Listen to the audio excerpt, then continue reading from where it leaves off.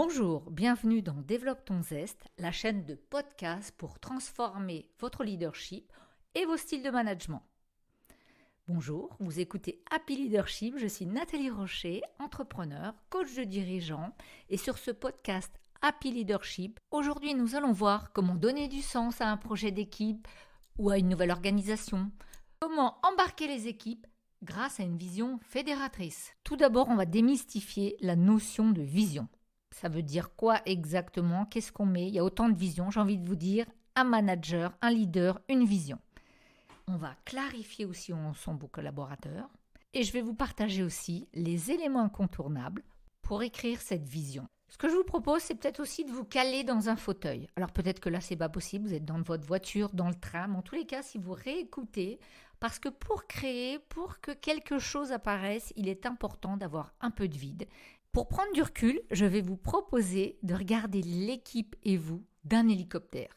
Ce pas de côté qui va vous permettre de mettre des mots sur une intention de manière simple, tangible, afin que vous puissiez identifier les changements que vous souhaitez pour votre équipe, votre organisation et aussi les ressources nécessaires pour une transformation durable.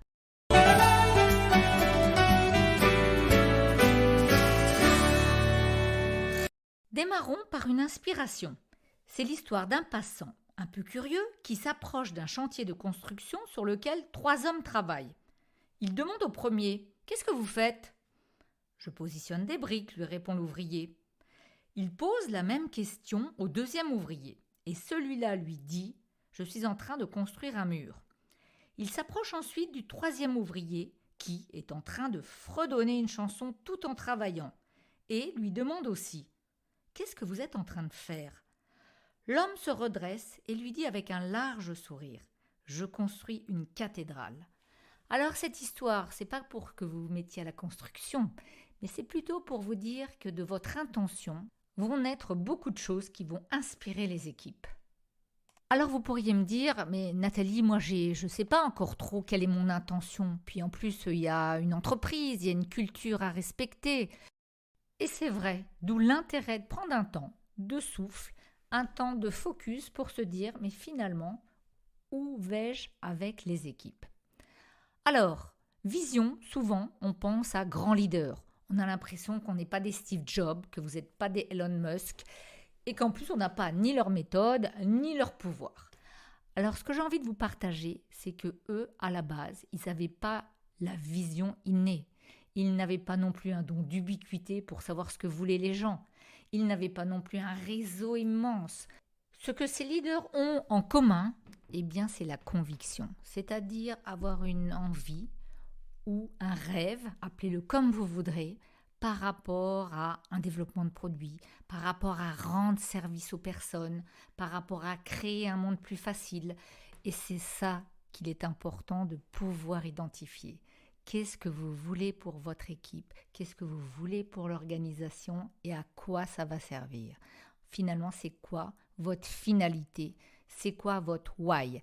Alors, on en reparlera dans un autre podcast, le why de Simon Sinek. Simon Sinek dit « Commencez par pourquoi ». Quelle est la raison qui vous a amené à présenter un projet?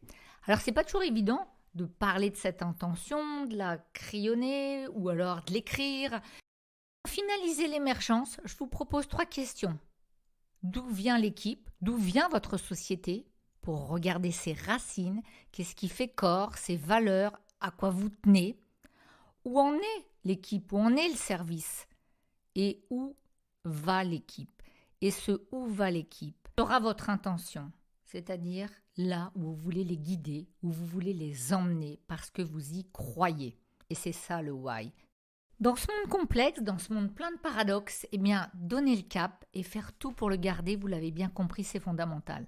Il y a un autre enjeu, c'est vraiment identifier comment gérer les transformations en faisant adhérer les personnes, en les rendant aussi acteurs. Vous le savez, avec mon why de Simon Sinek, l'idée c'est vraiment de vous dire que les personnes ont d'abord besoin de croire en vous, en croire en votre vision, pour après pouvoir aller la déployer. Et le message a autant d'importance que le messager. C'est pour ça que pour y parvenir à convaincre, à entraîner, à emmener, votre engagement va être premier. avec l'idée de mener à bien et que ça ne reste pas que stratosphérique. Parce que bon, vous en avez déjà entendu, vous aussi, des visions où c'est pas très concret, où on a ce qu'on appelle un punchline. Donc, juste après, on va regarder ensemble comment simplement mettre votre vision en musique. En effet, pour être vraiment efficace dans votre rôle de dirigeant et d'exercer votre pouvoir de leadership, eh bien, cette vision que vous allez élaborer, quand vous allez la traduire en histoire d'avenir, c'est là où ça va prendre toute son importance.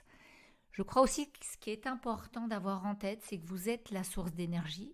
Avoir confiance en vous, avoir aussi confiance en quoi vous croyez, c'est ce qui va être important pour motiver les troupes, pour leur générer de la confiance et aussi pour partager avec eux vos convictions. Parfois, vous serez peut-être même confronté à leur feedback négatif et qu'importe. L'important, ça sera vraiment la co-construction ensemble par rapport à votre message.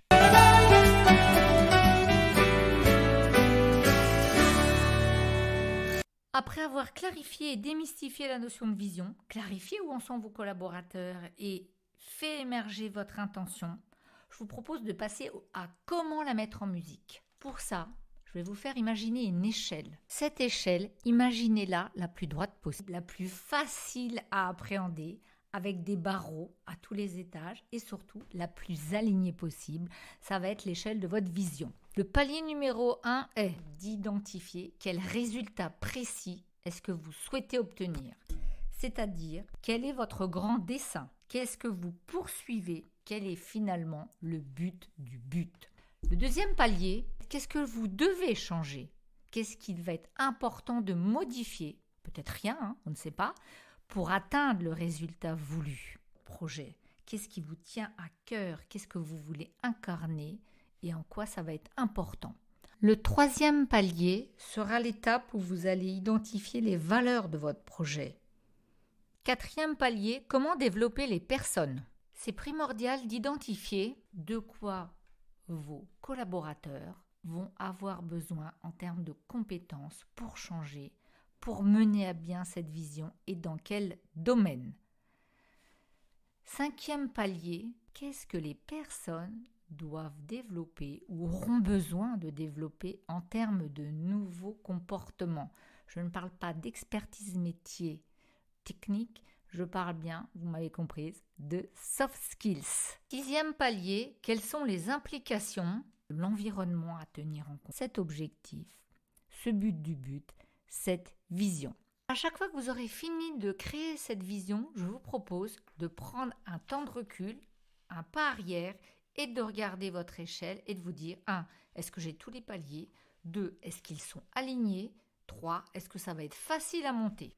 Et que s'il en manque un, comment vous faites pour venir enrichir afin qu'il n'y ait pas de trou quand vous allez escalader? Parce que c'est long, c'est haut et quand il manque un étage, ça rend l'ascension beaucoup plus douloureuse, ça demande de stretcher les personnes et je pense que vous aurez des idées là-dessus un peu trop fortement. D'où parfois la résistance, les difficultés, le fait que les personnes et les collaborateurs ne pourront pas s'engager.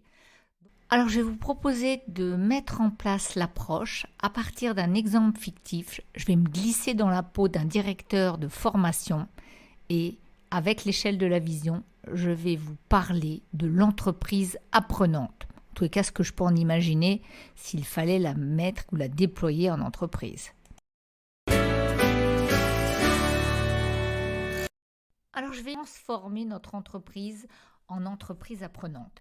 Donc, finalement, dans qu'est-ce que je souhaite? Mon premier palier, ça serait vraiment que tout le monde puisse apprendre les uns des autres, entre eux, sans obligatoirement passer par des moyens classiques qu'on a connus, comme la formation ou d'autres choses.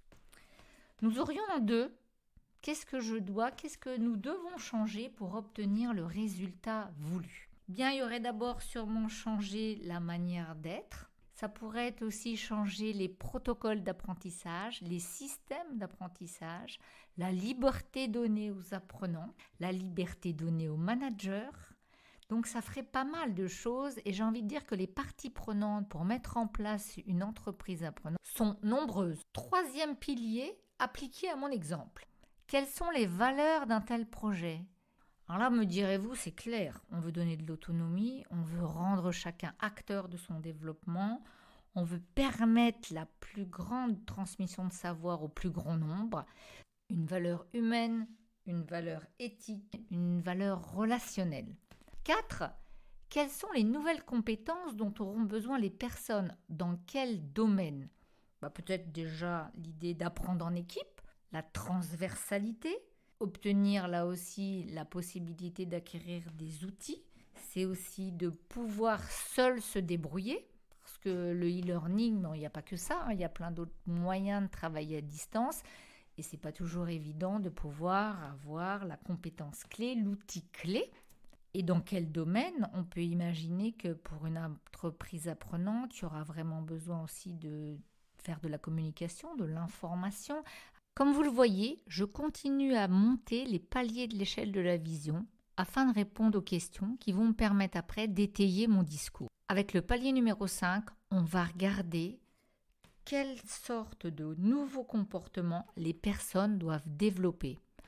On va peut-être avoir les schémas mentaux à regarder, les croyances, les manières de communiquer, les manières de rentrer en relation. Et cela afin de permettre à notre vision de se mettre en place dans un changement pérenne. Et notre 6e palier, les implications au sens large par rapport à notre organisation, c'est-à-dire comment on la met en place, quelles vont être les conséquences, comment toutes les parties prenantes vont avoir à travailler autrement, quelles conséquences aussi avec les partenaires externes, avec la manière dont on va amener le savoir aux collaborateurs. Comme vous l'avez vu, j'ai utilisé très librement l'échelle de la vision. Je me suis permise de prendre cet exemple complètement fictif, me mettre dans la peau d'un DRH, d'un responsable de formation et répondre aux questions avec l'idée d'aller présenter cette vision, c'est-à-dire mettre en place une entreprise apprenante.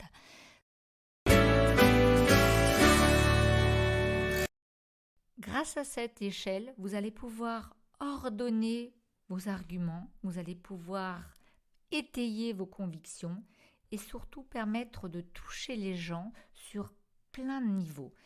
Et cette échelle est issue d'un travail qu'a fait Robert Dills, je vous le recommande, sur les niveaux logiques, ce qui permet vraiment de focuser sur là où il y a des besoins.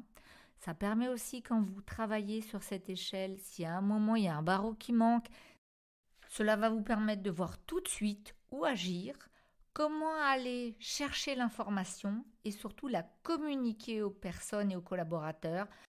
Votre vision, votre intention va guider vos collaborateurs. Et vous le savez, actuellement, le monde est très complexe, ça bouge tout le temps. Donc, avoir un guide qui connaît le cap, même si ce cap change et c'est très important parce qu'il y a encore beaucoup trop d'études qui montrent qu'actuellement, les collaborateurs ont perdu un peu le sens de leur travail, à quoi ils sont utiles, à quoi ça sert, pourquoi on fait ça et où on va. En tant que leader, vous êtes celui ou celle qui va donner le why, c'est-à-dire le pourquoi on va là, en quoi vous croyez et en quoi ça vous paraît important.